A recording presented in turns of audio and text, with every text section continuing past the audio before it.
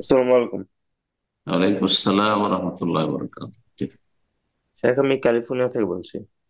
বলেন।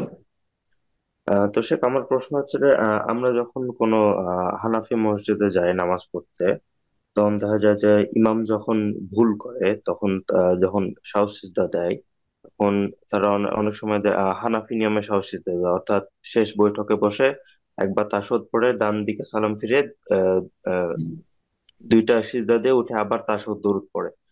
তো এই ক্ষেত্রে শেষ বৈঠকে ইমাম দুইবার তাশাহুদ পড়ে, তো এই ক্ষেত্রে আমরা কি করব? আমরা কি ওরকম দুইবার তাশাহুদ পড়বো শেষ বৈঠকে?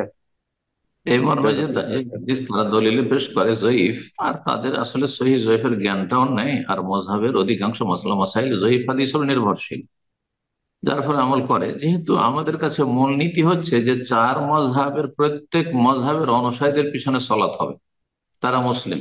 হানাফির পিছনে অন্যদের সলাৎ হবে, শাফির পিছনে অন্যদের সলাৎ হবে, মালিকের পিছনে হবে, হাম্বলির পিছনে হবে, আহলুল হাদিসের পিছনে হবে। যখন আমরা সালাফিরা এই আকিদা বিশ্বাসী, তাহলে তাদের ইমামের অনুসরণ করতে হবে। তারা যদি ভুলও করে, ভুল করে বা সহি শুদ্ধ আমলের খেলাফও করে, তাদের অনুসরণ করে ওইভাবে দুই তাশাহুদই পড়েন। তাশাহুদ তো পড়লেন, দুই তাশাহুদ পড়েন, আর তারপরে আপনার এক এক সালামের মাঝখানে, দুই সালামের মাঝখানে যে তারা করে, সেটা করছে, সেটাই করেন। আপনার সালাত হয়ে যাবে। তারা জানার সুযোগ আছে, তারপরে সহিটা জানলো না, আমল করলো না, তারা গুনাহগার। জি। আপনি তার অনুসরণ করবেন, বিরোধিতা করবেন না সালাম ফিরা পর্যন্ত। সালাম ফিরার পরে যখন মোনাজাত ধরলো, না না না, অবশ্যই এই বেদাতে, তখন আর অনুসরণ নেই। কারণ আপনার ইমাম সে তকবীরে তাহরিমা থেকে সালাম ফিরা পর্যন্ত, সালাম ফিরা হলে আপনার ইমাম নয় সে।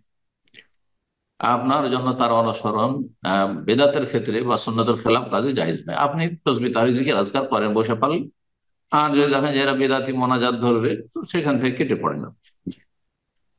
কথা বোঝা গেছে? জি।